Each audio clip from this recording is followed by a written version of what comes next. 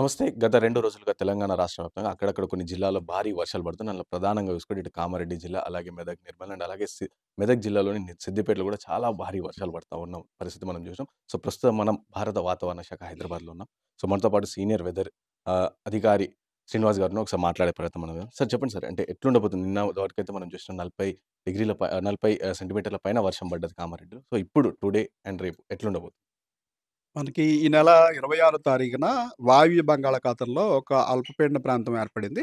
అది నిన్న ఉదయానికి మరింత బలపడి తీవ్ర అల్పపీడనంగా మారి ఇంచుమించు అదే ప్రాంతంలో కొనసాగింది. దీనికి సంబంధించినటువంటి ప్రతి అల్పపీడనానికి కూడా సర్ఫేస్ నుంచి కొంత ఎత్తు వరకు దాని ప్రభావం ఉంటుంది. ఈ నిన్న ఏర్పడిన అల్పపీడన ప్రభావం ఇంచుమించు సర్ఫేస్ మనకి అంటే సీ సర్ఫేస్ నుంచి ఒక 8-9 కిలోమీటర్ల వరకు కూడా ఆ సర్క్యులేషన్ అంటే ఇక్కడ యాంటీ క్లాక్ వైస్‌లో అపసవ్య దిశలో గాలులు వేగంగా తిరుగుతూ ఉంటాయి. సో, అటువంటి సర్క్యులేషన్ అనేది మనకి 8 కిలోమీటర్స్ వరకు ఉంది. అది ఎత్తు పెరిగే కొద్దీ ఇలా నిటారుగా కాకుండా వాల్‌గా ఉండటం జరుగుతుంది. వాల్‌గా ఉండటం వల్ల మనకి ఆ అప్పర్ పార్ట్ అనేది మనకి సెంట్రల్ తెలంగాణ మీద నిన్న కాన్సంట్రేట్ అయిపోయి ఉంది. దీనివల్ల ఏంటంటే మనకి కాన్‌ఫ్లుయెన్స్ ఆఫ్ మాయిశ్చర్ అంటే తేమ గాలులు కలయిక.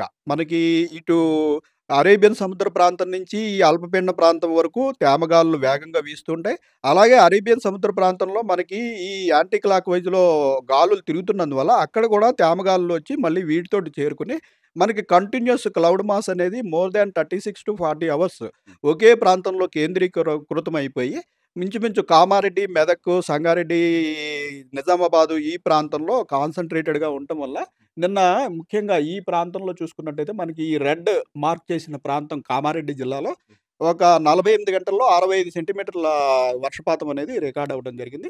మిగిలిన ఈ డార్క్ బ్లూ ఏరియా అంతా కూడా మనకి 20-30 సెంటీమీటర్ల వరకు రెయిన్‌ఫాల్ రికార్డ్ అవ్వడం నిన్న జరిగింది.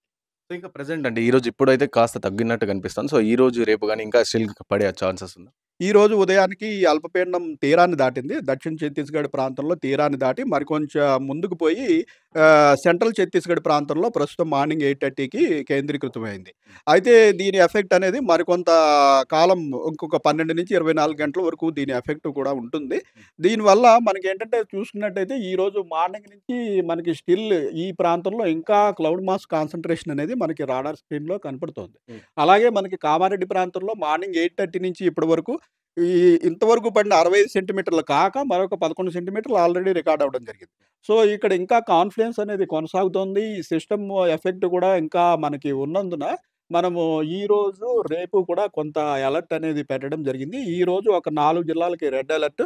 అంటే మనకి కామారెడ్డి, నిజామాబాదు, నిర్మల్, జగిత్యాల ఈ 4 జిల్లాలకి రెడ్ అలర్ట్. తెలంగాణలోని నార్త్ తెలంగాణలోని మిగిలిన అన్ని జిల్లాలకి ఆరెంజ్ అలర్ట్. ఆరెంజ్ అలర్ట్ అంటే 12-19 సెంటీమీటర్ల లోపు ఈ జిల్లాల్లో 1, 2 చోట్ల వర్షం పడే అవకాశం ఉందని ఆరెంజ్ అలర్ట్ పెట్టడం జరుగుతుంది.